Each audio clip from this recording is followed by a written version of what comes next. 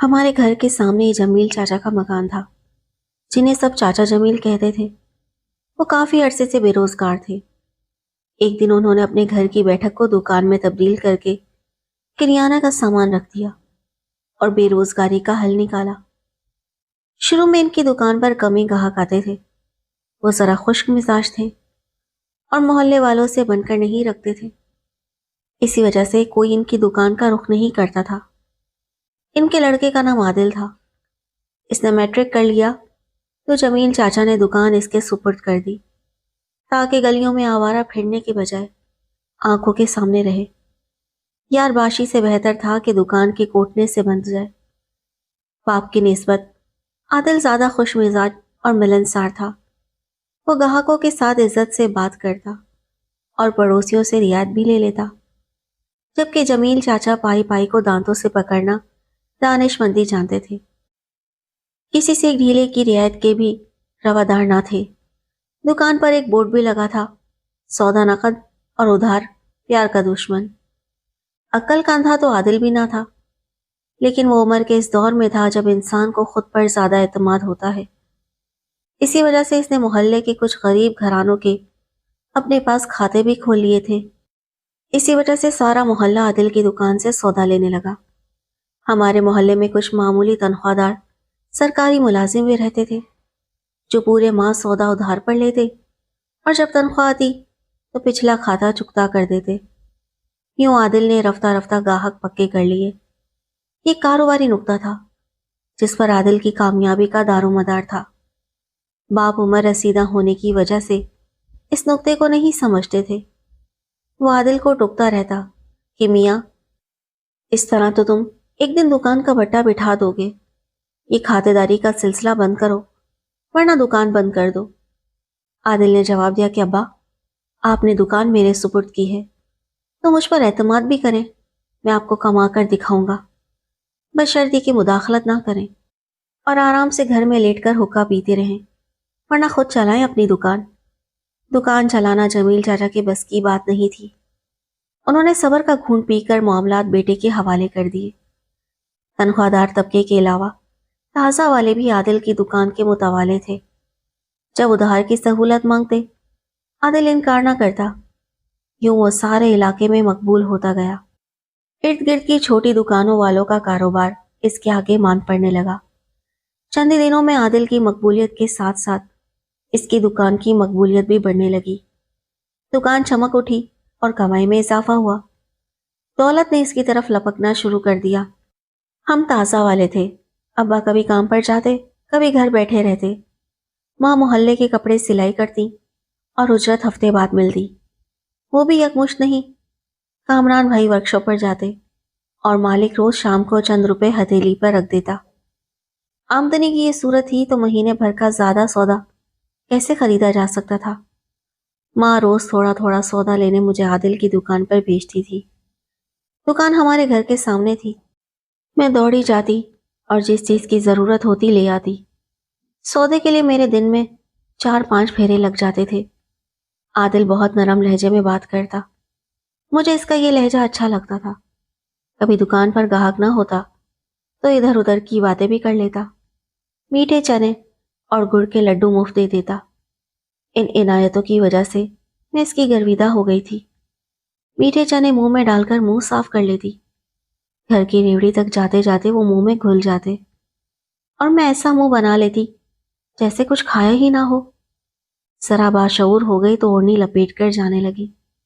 بچپن سے مانوس تھی، اس لیے عادل کا ہنسی مذاق برا نہیں لگتا تھا۔ اب وہ پہلے سے زیادہ خوش اخلاق اور باتونی ہو گیا تھا۔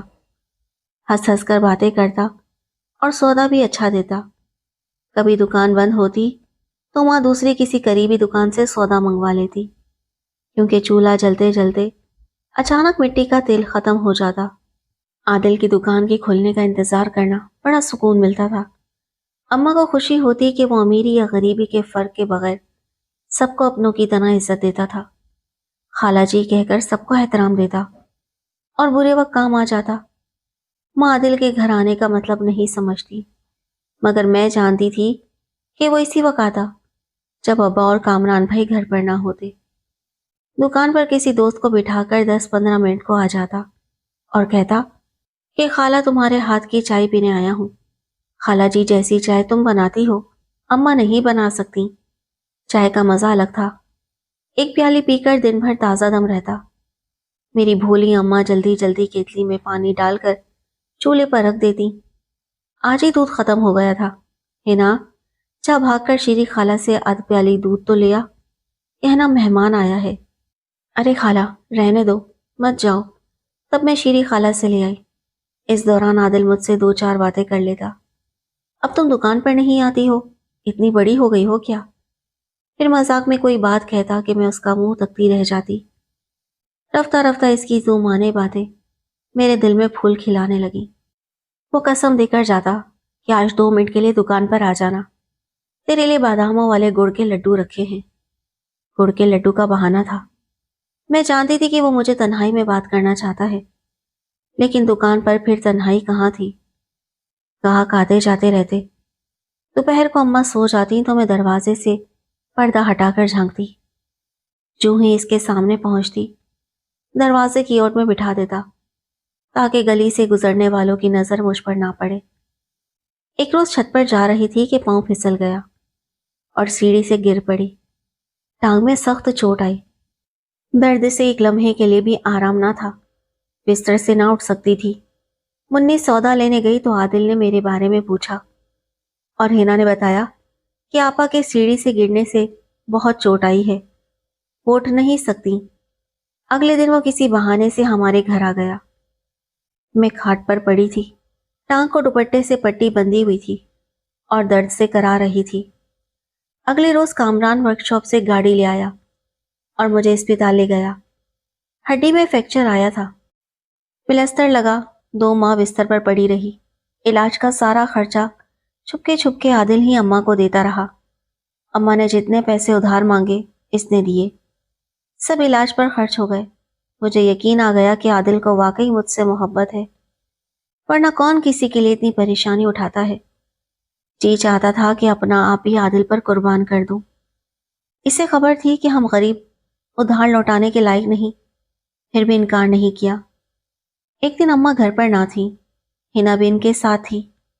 ابا کام پر اور کامران ورک شاپ گیا ہوا تھا کہ عادل آ گیا۔ آج اس کو بلا خوف مجھ سے ملاقات کرنے کا موقع مل گیا۔ میں بھی احسان مندی سے مری جاتی تھی۔ ساری پریشانیاں تم مجھے دے دو سحر، میں کس لیے ہوں؟ اب تم مجھے شکریہ نہ کہنا۔ چاہنے والوں کو شکریہ کی نہیں، چاہت کے بدلے چاہت کی ضرورت ہوتی ہے۔ میں تم سے شادی کرنا چاہتا ہوں، اگر تمہاری ماں سے رشتے کا کہوں تو تم منع تو نہیں کر دو گی؟ میری کیا مجال جو بڑوں کے بیچ بولوں، لیکن ایک بات ہے۔ وہ کیا؟ بتاؤ مجھے۔ وہ یہ کہ میں ابھی ٹھیک طرح چل نہیں سکتی، لنگڑا کر چلتی ہوں۔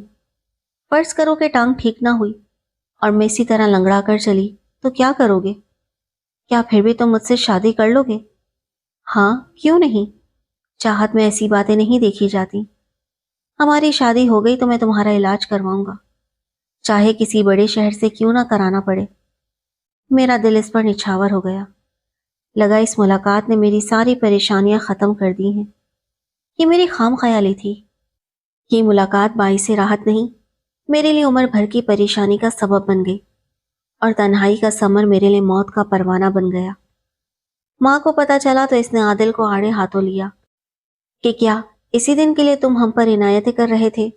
وہ بولا، خالہ مجھے مہلت دیں، میں جھوٹا آدمی نہیں ہوں، ثابت قدم اور سچا ہوں۔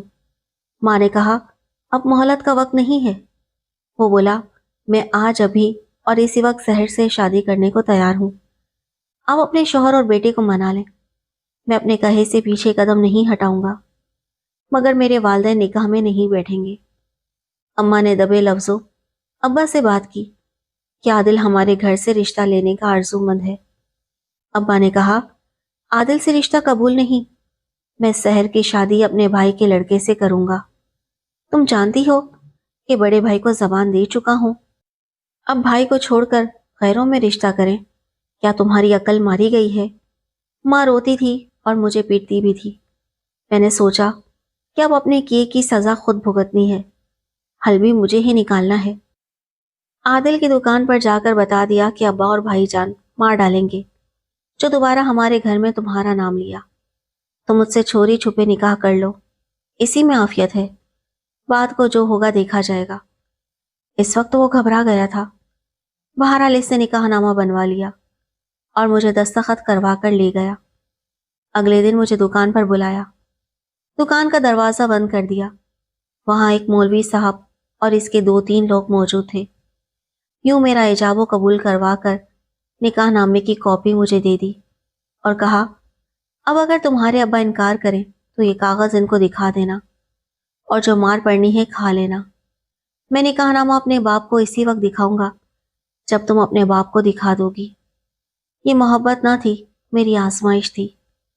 اس واقعے کو 1 ماہ گزرا تھا کہ ابا نے میری ماں سے کہا کہ کل بڑے بھائی آئیں گے، مٹھائی لے کر میں سحر کا نکاح وسیم سے کر رہا ہوں، تم راضی ہو کہ نہیں مجھے پرواہ نہیں ہے، نکاح بھی ہوگا، رخصتی سال بعد ہوگی۔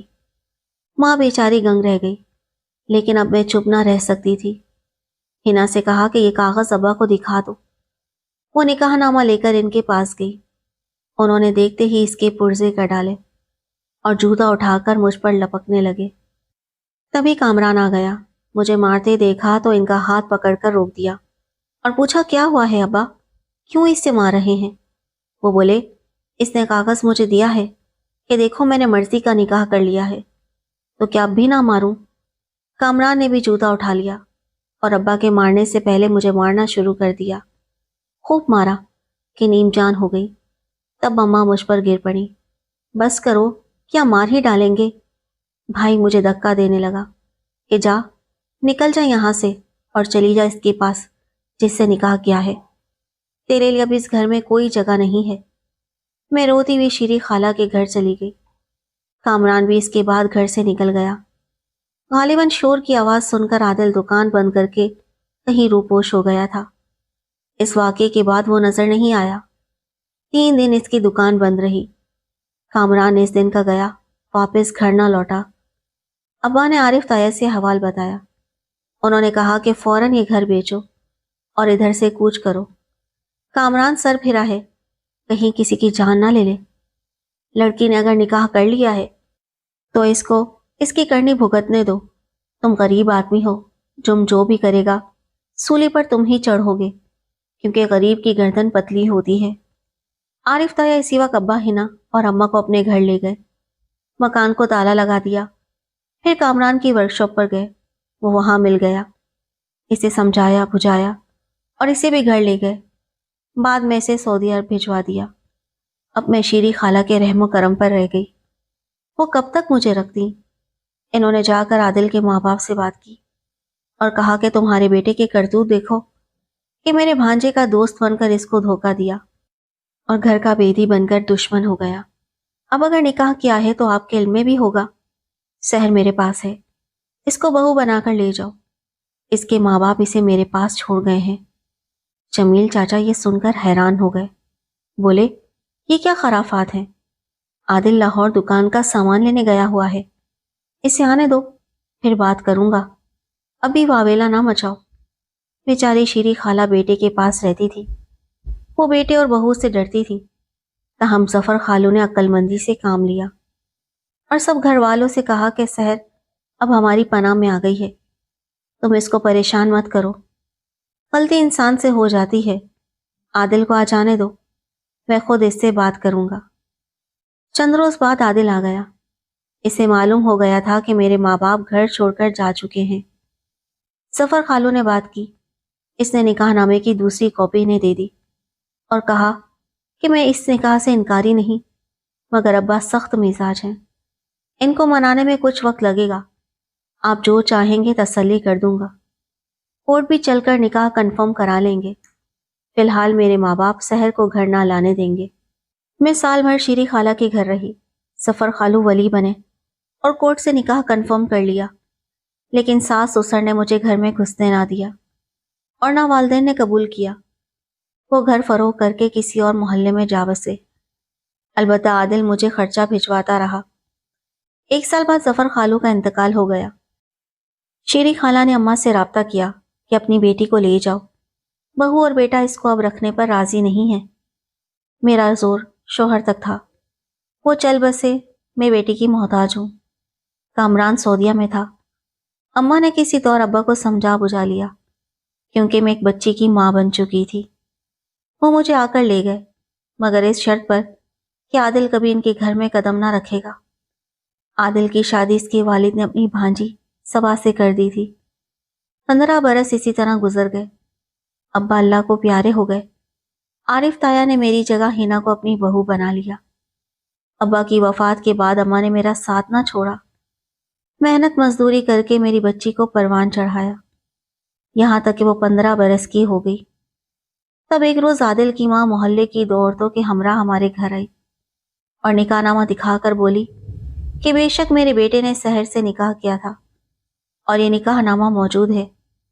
اب میں اپنی پوتی کو لینے آئی ہوں۔ عادل کی شادی کی تھی، اس کی بیوی بانجھ نکلی، اس کی کوئی اولاد نہیں ہے، میری بہو اور پوتی کو میرے ساتھ بھیج دیں۔ ماں نے کہا اس وقت تم نے ہم کو دھتکار دیا تھا، اب ہم تم کو دھتکارتے ہیں۔ ہاں عادل کو بھیج دینا تو بات کر لوں گی۔ اگلے دن عادل آ گیا، کہا کہ خالہ مجھے معاف کر دو اور میری بیٹی روشنی کا ہاتھ میرے ہاتھ میں دے دو تاکہ میں اس کو باپ کا نام دے سکوں۔ ماں نے میری روشنی کا ہاتھ پکڑ کر اس کے ہاتھ میں دے دیا اور کہا کہ اسی لیے تم کو بلایا تھا، ہم غریب لوگ ہیں، جو تم نے کیا نہیں چاہتے وہی تمہاری بیٹی کے ساتھ ہو، تم اس کو لے جاؤ، مگر میں اپنی بیٹی کا ہاتھ تمہارے ہاتھ میں نہ دوں گی۔ تم نے چھپ کر نکاح کیا اور پھر سحر کو قبول نہ کیا، بے آسرا چھوڑ دیا، اتنے برس بعد اب اس کی یاد آئی ہے، اب کیا لینے آئے ہو؟ مجھے بھی کہا کہ سحر اگر تم میری بیٹی ہے تو ہرگز مجھے چھوڑ کر اس کے ساتھ مت جانا، جب میں نے مشکل وقت میں تمہیں نہیں چھوڑا، یہاں تک کہ میرا بیٹا مجھ کو چھوڑ کر چلا گیا، اب تم مجھے بڑھاپے میں اکیلا کر جاؤ گی۔ جانتی ہو یہ لوگ صرف روشنی کو لینا چاہتے ہیں، تمہیں نہیں۔ اس نے تم سے بے وفائی کی، ہم سے بھی دھوکہ کیا، اگر تم ان کے ساتھ چلی گئی تو یاد رکھنا یہ تم کو بہت دکھ دیں گے۔ میں نے ماں کی بات مان لی، دل پر پتھر رکھ کر بیٹی عادل کو سونپ دی۔ میرا دل بھی نہ چاہتا تھا کہ ان لوگوں کے ساتھ جاؤں جنہوں نے اس وقت مجھے ٹھکرا دیا تھا جب میرے ماں باپ کی عزت داؤ پر لگی ہوئی تھی۔ آج نہ ماں اس دنیا میں ہے اور نہ عادل اور اس کے ماں باپ رہے۔ وفات سے قبل عادل نے اپنی بیٹی کی شادی ایک اچھے گھرانے میں کر دی تھی، اب یہی بچی ہی میرے بڑھاپے کا سہارا ہے، جو اماں کی وفات کے بعد مجھے منت سماجت کر کے اپنے ساتھ لے آئی ہے۔ داماد بیٹے جیسا ہے کہ ماں جیسی عزت دیتا ہے، وہ ایک غیر شخص تھا مگر اپنوں سے بڑھ کر ہے، اور بڑھاپے میں دربدر ہونے سے بچایا۔ اللہ تعالیٰ نے عمر کے اس آخری منزل میں نیک داماد کی صورت میں میرے صبر کا انعام دے دیا۔